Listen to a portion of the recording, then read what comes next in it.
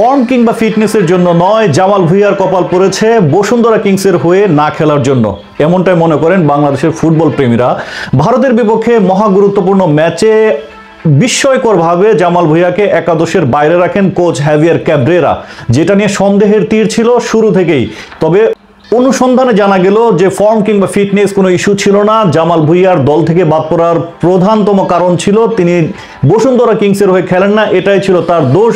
বাংলাদেশ জাতীয় ফুটবল দলে বসুন্ধরা কিংসকে কেন্দ্র করে যে সিন্ডিকেট গড়ে উঠেছে, এটাই ছিল অন্যতম কারণ। ফুটবল সমর্থকরা মনে করেন বাফুফে বসুন্ধরা কিংসের কাছে অনেকটাই অসহায়, কারণ বাংলাদেশ জাতীয় ফুটবল দলকে বসুন্ধরা কিংস তাদের যে ভেন্যু সেটা ব্যবহার করতে দেওয়ার প্রতিদান স্বরূপ তারা অন্যায়ভাবে তাদের প্লেয়ারদেরকে বেশি করে ম্যাচ খেলান, এটাই হচ্ছে অন্যতম কারণ। তবে ফুটবল বিশেষজ্ঞ, ফুটবল এক্সপার্ট এবং ফুটবল প্রেমীরা মনে করেন বসুন্ধরা কিংস নির্ভরতা ফুটবল ফেডারেশনের কাটিয়ে উঠতে হবে, এছাড়া বাংলাদেশের ফুটবলের জন্য অশনি সংকেত। এজন্য সবাই মনে করেন বসুন্ধরা কিংস নয়, বাংলাদেশ জাতীয় ফুটবল দলের মেইন ভেন্যু বা হোম ভেন্যু হওয়া উচিত বঙ্গবন্ধু বা জাতীয় ন্যাশনাল স্টেডিয়াম, যেটা গুলিস্তানে অবস্থিত, সেখানে খেলবে।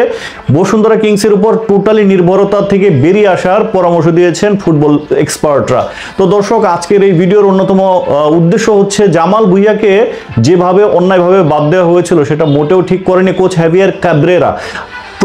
প্রধানত যে ভুলটা করেছে, ভারতের বিপক্ষে বাংলাদেশের জামাল ভুঁইয়া যে রোলটা প্লে করতে পারতেন, তিনি কিন্তু সেট পিস থেকে ফ্রি কিক নিতে পারতেন, কর্নার কিক নিতে পারতেন। তখন কিন্তু ডি বক্সের ভিতরে আমরা হামজাকে পেতাম, হামজা চৌধুরীকে পেতাম। তখন কিন্তু তার হেডার থেকে গোল পাওয়ার সম্ভাবনা অনেক বেশি ছিল, কিন্তু সেই সম্ভাবনাটা শুরুতেই ম্যাচ শুরুর আগেই নষ্ট করে দেন কোচ হ্যাভিয়ার ক্যাব্রেরা। সেটা খুবই প্রশ্নবিদ্ধ, কেন জাতীয় দলের সর্বোচ্চ রিসোর্স হাতে থাকা সত্ত্বেও সেটার সর্বোচ্চ প্রয়োগ কেন করা হলো না? এটার কারণে কোচের চাকরি দেওয়া উচিত, সেটা নিয়ে বিচার বিভাগীয় তদন্তও হওয়া উচিত। কেন জাতীয় স্বার্থকে উপেক্ষা করে আপনি এরকম একটা আত্মঘাতী ডিসিশন নিলেন?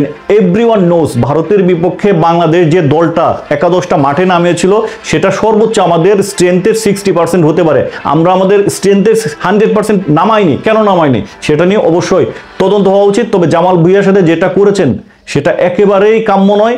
এর জন্য কোচের আসলে বাংলাদেশ দলের চাকরি করার কোনো সুযোগ নাই, কোচকে অবশ্যই অপসারণ করতে হবে, এছাড়া এই কোচের কাছ থেকে আমরা ভালো কিছু আশা করতে পারি না। তো দর্শক, কি মনে হয় জামাল ভুঁইয়ার সাথে বা বাংলাদেশ দলের সাথে কোচ যেটা করছেন এরপরও তার শপথে থাকার নৈতিক কোনো অধিকার আছে? অবশ্যই কমেন্ট বক্সে জানাবেন।